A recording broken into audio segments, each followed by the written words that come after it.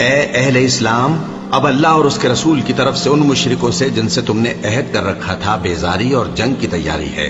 سو مشرکو، تم زمین میں 4 مہینے چل پھر لو اور جان رکھو کہ تم اللہ کو عاجز نہ کر سکو گے، اور یہ بھی کہ اللہ کافروں کو رسوا کرنے والا ہے۔ اور حج اکبر کے دن اللہ اور اس کے رسول کی طرف سے لوگوں کو آگاہ کیا جاتا ہے کہ اللہ مشرکوں سے بیزار ہے اور اس کا رسول بھی۔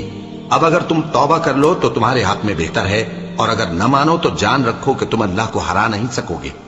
اور اے پیغمبر، کافروں کو دکھ دینے والے عذاب کی خبر سنا دو۔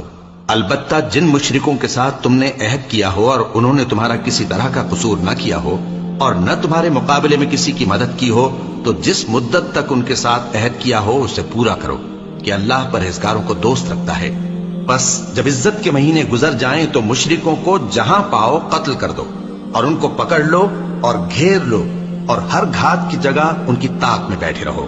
پھر اگر وہ توبہ کر لیں اور نماز قائم کرنے اور زکوٰۃ دینے لگیں تو ان کا رستہ چھوڑ دو، بے شک اللہ بخشنے والا ہے، مہربان ہے۔ اور اگر کوئی مشرک تم سے پناہ کا خواستگار ہو تو اس کو پناہ دے دو، یہاں تک کہ وہ کلام اللہ کو سننے لگے، پھر اس کو امن کی جگہ واپس پہنچا دو، اس لیے کہ یہ بے خبر لوگ ہیں۔ بھلا مشرکوں کے لیے جنہوں نے عہد توڑ ڈالا، اللہ اور اس کے رسول کے نزدیک عہد کیسے قائم رہ سکتا ہے؟ ہاں، جن لوگوں کے ساتھ تم نے مسجد حرام یعنی خانہ کعبہ کے نزدیک عہد کیا ہے، اگر وہ اپنے عہد پر قائم رہیں تو تم بھی اپنے قول و قرار پر قائم رہو، بے شک اللہ پرہیزگاروں کو دوست رکھتا ہے۔ بھلا ان سے عہد کیوں کر پورا کیا جائے جب ان کا یہ حال ہے کہ اگر تم پر غلبہ پا لیں تو نہ قرابت کا لحاظ کریں نہ عہد کا۔ یہ منہ سے تو تمہیں خوش کر دیتی ہیں، لیکن ان کے دل ان باتوں کو قبول نہیں کرتے، اور ان میں اکثر نافرمان ہیں۔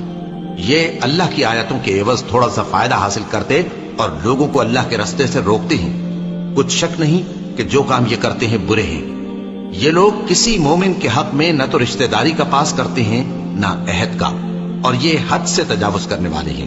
اب اگر یہ توبہ کر لیں اور نماز پڑھنے اور زکوٰۃ دینے لگیں تو دین میں تمہارے بھائی ہیں، اور سمجھنے والے لوگوں کے لیے ہم اپنی آیتیں کھول کھول کر بیان کرتے ہیں۔ اور اگر عہد کرنے کے بعد اپنی قسموں کو توڑ ڈالیں اور تمہارے دین میں تانا زنی کرنے لگے تو ان کفر کے پیشواؤں سے جنگ کرو، ان کی قسموں کا کچھ اعتبار نہیں ہے، عجب نہیں کہ اپنی حرکات سے باز آ جائیں۔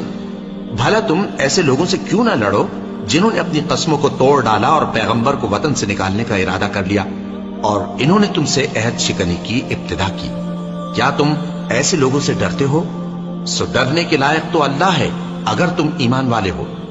ان سے خوب لڑو، اللہ ان کو تمہارے ہاتھوں سے عذاب میں ڈالے گا اور انہیں رسوا کرے گا، اور تم کو ان پر غلبہ دے گا، اور مومن لوگوں کے سینوں کو شفا بخشے گا، اور ان کے دلوں سے غصہ دور کرے گا، اور اللہ جس پر چاہے گا توجہ فرمائے گا، اور اللہ سب کچھ جانتا ہے، حکمت والا ہے۔ کیا تم لوگ یہ خیال کرتے ہو کہ بے آزمائش چھوڑ دیے جاؤ گے؟ اور ابھی تو اللہ نے تم میں سے ایسے لوگوں کو پرکھا ہی نہیں جنہوں نے جہاد کیا، اور اللہ اور اس کے رسول اور مومنوں کے سوا کسی کو دلی دوست نہیں بنایا، اور اللہ تمہارے سب کاموں سے واقف ہے۔ مشرکوں کا کام نہیں کہ اللہ کی مسجدوں کو آباد کریں جبکہ وہ اپنے آپ پر کفر کی گواہی دے رہی ہوں۔ ان لوگوں کے سب اعمال بیکار ہیں اور وہ ہمیشہ دوزخ میں رہیں گے۔ اللہ کی مسجدوں کو تو وہ لوگ آباد کرتے ہیں جو اللہ پر اور روز قیامت پر ایمان لاتے اور نماز پڑھتے اور زکوٰۃ دیتی ہیں، اور اللہ کے سوا کسی سے نہیں ڈرتے۔ یہی لوگ امید ہے کہ ہدایت یافتہ لوگوں میں سے ہوں۔ کیا تم نے حاجیوں کو پانی پلانا اور مسجد حرام یعنی خانہ کعبہ کو آباد کرنا اس شخص کے اعمال جیسا خیال کیا ہے جو اللہ اور روز آخر پر ایمان رکھتا ہے اور اللہ کی راہ میں جہاد کرتا ہے؟ یہ لوگ اللہ کے نزدیک برابر نہیں ہیں، اور اللہ ظالم لوگوں کو ہدایت نہیں دیا کرتا۔ جو لوگ ایمان لائے اور وطن چھوڑ گئے اور اللہ کی راہ میں مال اور جان سے جہاد کرتے رہے، اللہ کے ہاں ان کے درجات بہت بڑے ہیں، اور وہی مراد کو پہنچنے والے ہیں۔